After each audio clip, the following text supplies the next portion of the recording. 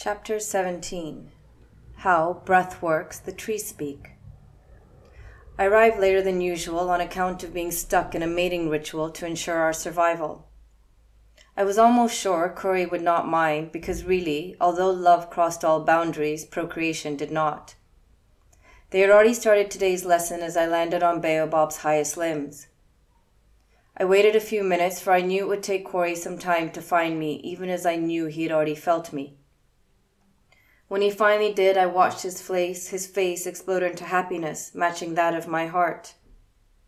He was the most beautiful human man that I'd ever laid my eyes on. There was a light in him that was so powerful that on those rare occasions when it had broken through the surface, I'd been left standing in amazement.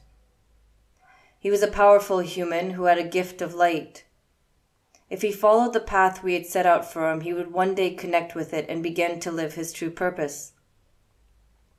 I tilted my head and began to listen to what Willow Tree was telling Corey. Of course, it was right that the trees told this story. They are, after all, in a symbiotic relationship with humans. The tree could live without the humans, but could the human live without trees? Prana, Willow began, is fundamentally rajasic in its nature because you will remember if it stops, you die. If that rajasic state is fueled by your tamasic state of negativity, then your prana, which is also influenced by your thoughts and emotional state, will get blocked. This will leave you feeling heavy, prone to sickness, and low in energy. When this happens, all your vayus will be weakened. But when your prana is calm and consistently shifting gently from rajasic to sattvic, then everything works as it should, harmoniously.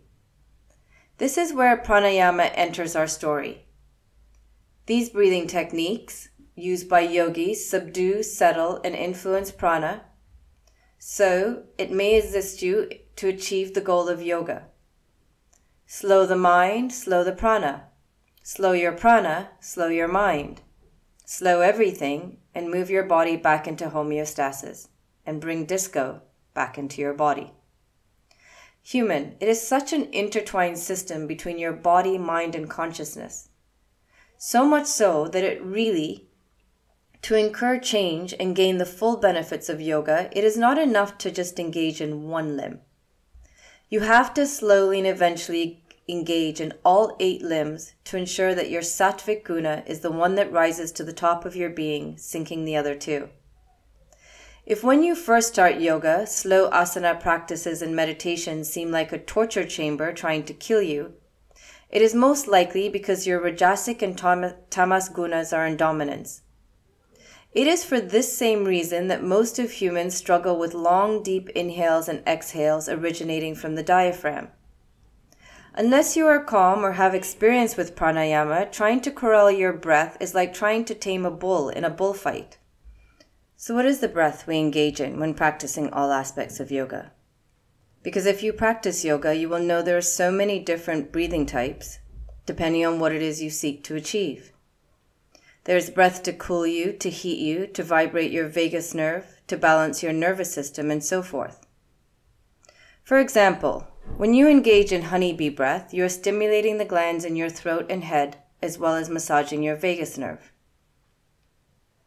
When you do Bhastrika breath, you create heat in your body and a quick release of energy. Then there are cleansing techniques known as kriyas that clean and rejuvenate your systems. One such kriya is Nauli breath, which decontaminates your digestive system and massages your digestive organs as well as those around them. But for meditation, which is at the top of the yoga ladder, only one pranayama is required. It is the yogic breath of deep inhales that expand the belly by parachuting open your diaphragm, followed by the rise and expansion of your chest, throat, and the nostrils without moving the shoulders. Then exhaling deeply without force to completely empty the lungs. In time, your exhale should be much longer than your inhale as you ease your body and mind deeper and deeper into tranquility, which you will remember from a former class happens on your exhale, as it is there that your parasympathetic system's vagus nerve interacts with the breath and then speaks to the heart. This is why so many who sit in anxiety feel a deep pain in their solar plexus, as well as feelings of being stuck and heavy. It is because their breath is originating from the chest and not from the belly. As a result, your gut area, the home of your emotions, is unable to move your emotions upwards and outwards and results in a blockage in both your breath and emotions. Now, Corey, Dragon Tree, over there is going to explain the fundamentals of breath to you, so you may have a better idea of how to keep yourself alive without a hospital or a pharmacy. Just then, Dragon Tree stretched her limbs, lengthened her trunk, and took up the baton of breath. "Hello, Corey," he began with his deep, rumbling voice. Within every human, there's a set of nerves called the phrenic nerve that originates from the cervical spine 3 to 5. Its role is to connect the central nervous system with the diaphragm and to control the expansion and contraction of the diaphragm. These nerves are also responsible for sensory information. They connect the pericardium lining of the heart, the diaphragm, and parts of the lining of the lung together. Therefore, when an injury occurs in one of these regions, pain can often be felt in one of the other regions. When one or both of these nerves are injured, the diaphragm can no longer contract and the human is left short of breath. What normally accompanies shortness of breath is anxiety and fatigue. Let me break it down for you. When you are stressed, you hunch your shoulders and contract your muscles. This places pressure on the neck, which you add to by always looking down at your phone or computer. Rounded shoulders and a compressed neck inhibit your phrenic nerves and block the expansion of your diaphragm. As you move closer to fatigue and anxiety, you begin to walk hunched over, wanting to hide from the world for fear of judgment or for fear that others may see how much you are suffering. This posture further blocks your energy and breath, spiraling you further into anxiety. All of this is aided by a great reduction in the intake of oxygen and prana and the dispelling of carbon dioxide. This, Corey, is just another reason yoga asanas for the spine, in fact for the whole body, is so important. Proper alignment of your body and movement of prana with breath is an integral part of the foundation of yoga. The whole breathing structure is made up of so many parts. To begin with, there is the lung attached to the ribs with a fluid membrane that allows for the smooth movement between the lungs and the ribs with each inhale and exhale. Then there are the core muscles and the muscles around the neck. The muscles around the neck, especially the sternocleidomastoid, lift the sternum to create space for the lungs to expand upwards and outwards. Other actors that create expansion in the belly and lungs on the inhale are the scalenes, which move the ribs, pec minor, which sit in the front of the upper chest, and the diaphragm, of course. When you inhale, you create a low pressure cavity in the lung area compared to the outside of the body. It is this pressure differential that encourages air to flow inwards. Furthermore, on the inhale, the diaphragm moves down, creating pressure in the abdominal area to drain blood into the heart and respiratory areas, as well as massage all the organs in that area. On the exhale, the core muscles, mostly the obliques and transverse abdominis muscles, pull the rib cage and by extension the diaphragm back into place while squeezing the vagus nerve that runs through it. Therefore, we encourage you to do a slight contraction of the core muscles at the end of an exhale. In addition to all the moving parts, there's the entire respiratory center located in the medulla oblongata, the part of the brainstem that controls your breathing, known as the dorsal respiratory group. From this center, signals are sent to C3, 4, and 5 to speak with the phrenic nerve that contracts the diaphragm. At the same time, the ventral respiratory system, which is part of the dorsal system, sends signals to all the aforementioned muscles to create contraction and relaxation for the inhale and the exhale. Looking at it from the top down, it looks a little like this.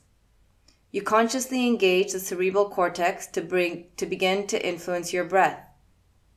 It in turn sends a signal to the hypothalamus, which then signals the respiratory centers in the medulla.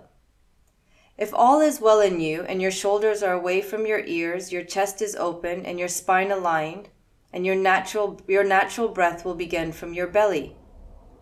When you begin to ask your breath to move into your yogi breath, you will then begin to influence prana to move out of its rajasic nature and into sattvic, the less stimulated state. As the breath begins to slow down even further, you will be able to slow your thoughts and begin to remove your attachments to your thoughts. Remember, thoughts have the power to catapult your prana right back to its erratic state. If you are sitting in a state of constant stress, negative emotions, and your body is misaligned, this whole process is going to be much more challenging. Not impossible, but for sure more of a challenge. You will almost have to reteach yourself how to breathe properly, in addition to strengthen parts of your lung muscles that have rarely been used. Many pranayamas should not be done when you are hungry, angry, or in a state of emotional turbulence, because if you do, you are right back in the bullfight. In the above states of negativity, one should slowly engage in deep yogic breaths to a lower count, maybe a count of 4 in and 4 out, to allow your mind to shift out of turbulence and into calmness.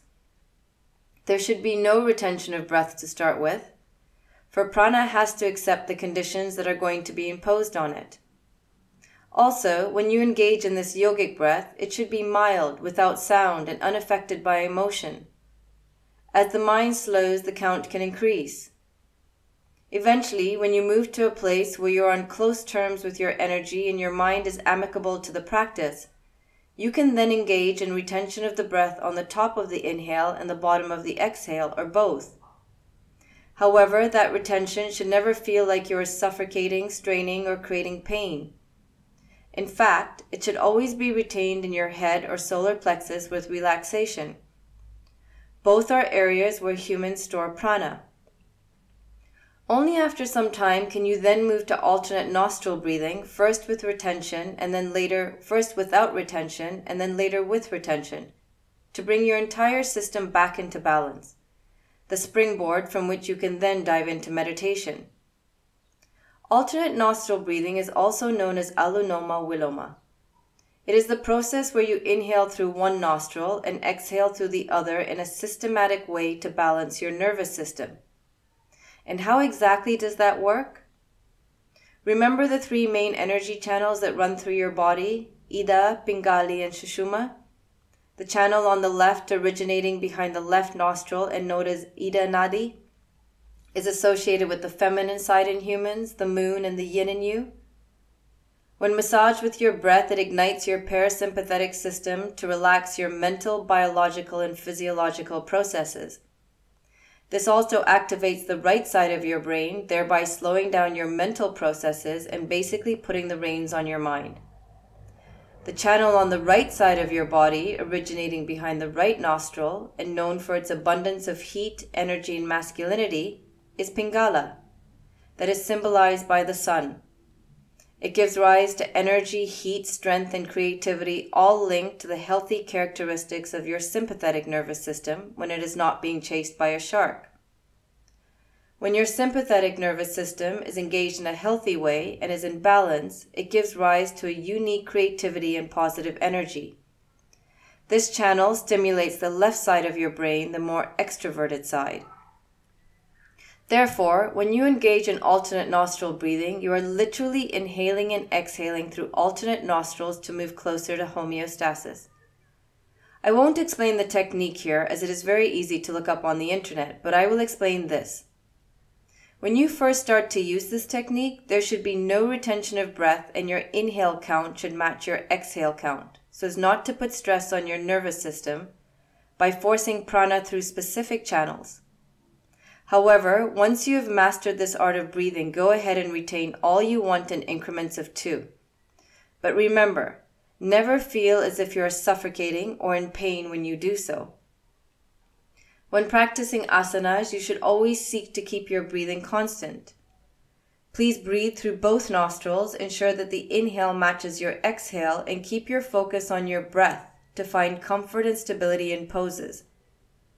Through the practice of asanas, you are preparing your body for meditation by ensuring all your systems are in balance. You don't want to be in a coma when you are in your asana practice, nor do you want to be so hyped up that you are merely partaking in an exercise.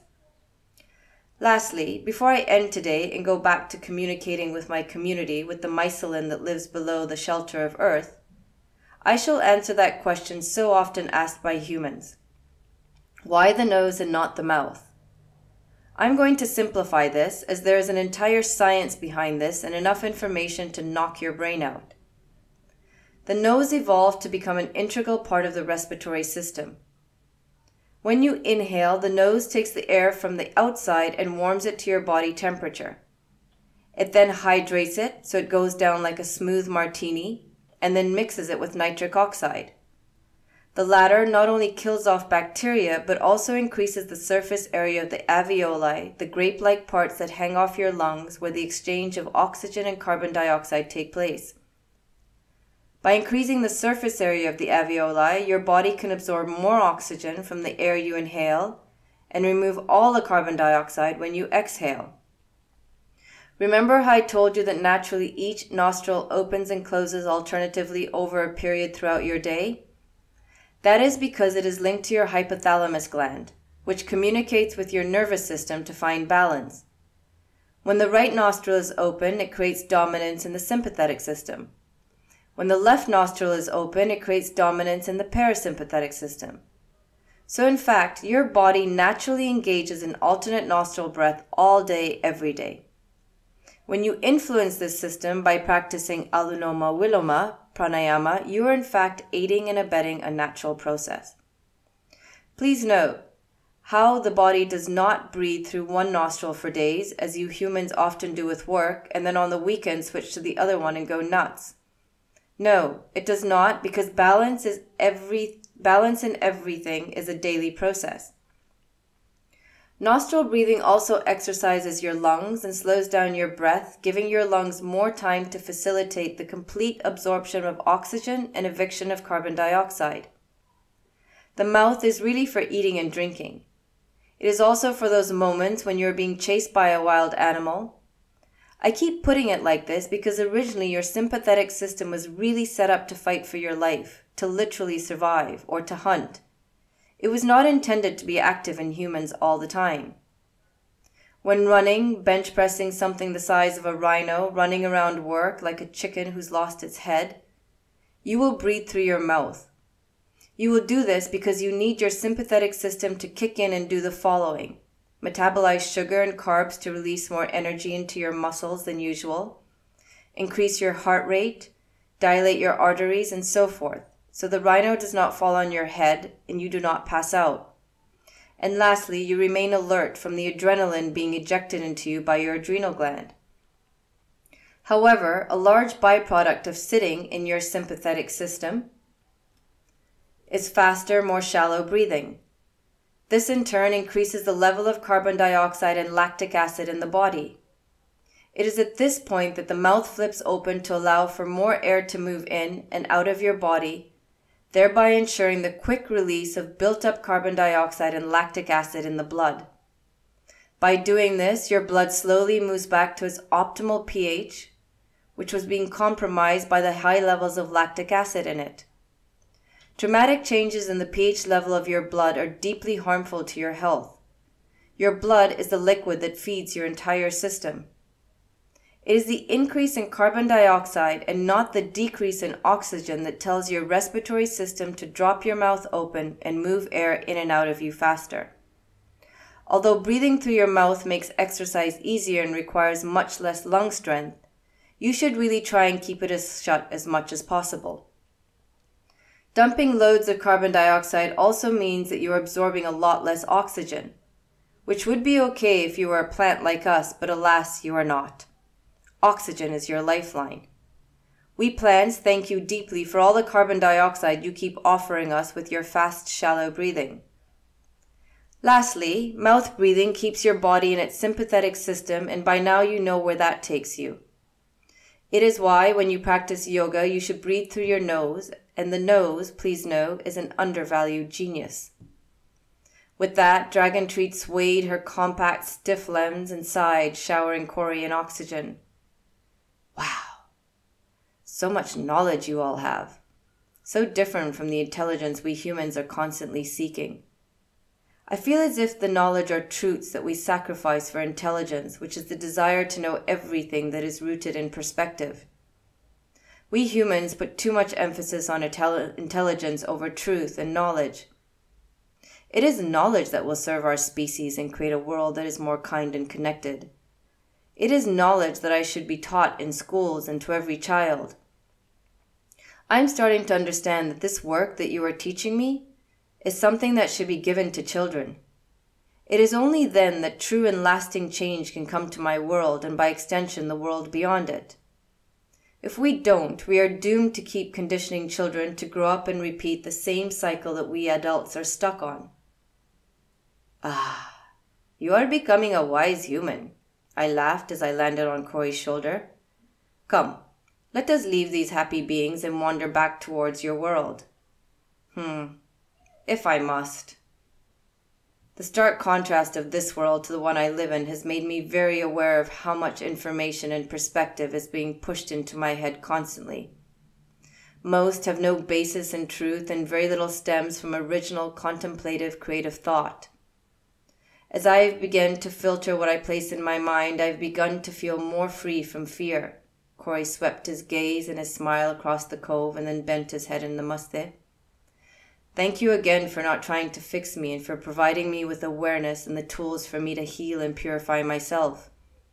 I am, as always, grateful for the unconditional love you continue to give me every time we meet. The cove bowed back at Corey, and I could feel their joy. Yoga was doing its magic, and we were deeply grateful, for it was in its magic that our survival rested.